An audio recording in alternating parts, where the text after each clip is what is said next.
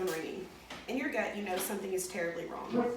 You pick up and you hear the gentleman on the other side of the line say your loved one has been involved in a horrific accident. Please get to the emergency room as soon as possible. You get to the hospital and they didn't make it. They have just become a statistic for drunk driving. They were only 18 years old and just a few miles from home. Every 51 minutes in America, someone is killed in a drunk driving crash. That equates to 27 people every single day. If that doesn't show you that there is a need and a problem for drunk driving, then you need to open your eyes. You often think it won't happen to you, but it can. There are many things I believe that we can do to encourage driving free of any type of substance.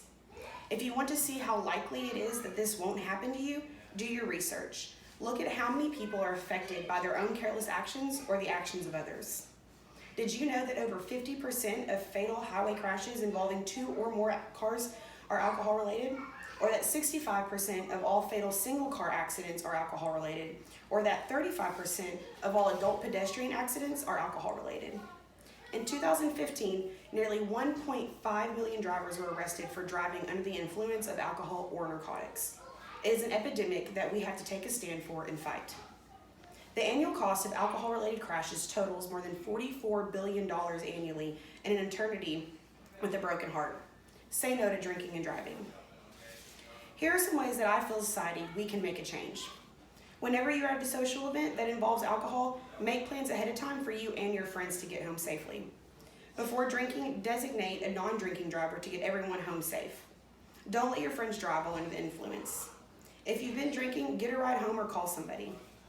If you're hosting a party where alcohol will be served, remind your guests to plan ahead and encourage a ride.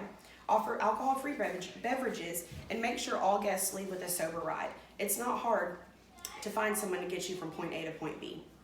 Sure, being the responsible one may not always be cool, may even be boring because you aren't on the same level as your friends. But what is better?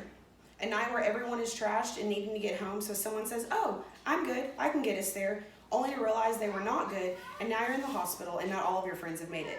Or taking one for the team and being able to hang out next weekend.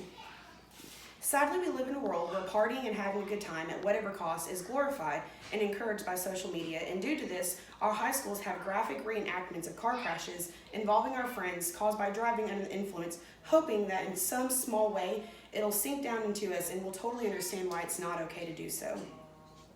It doesn't matter if you're 5 minutes from home or 15 minutes, it can happen anywhere, anytime.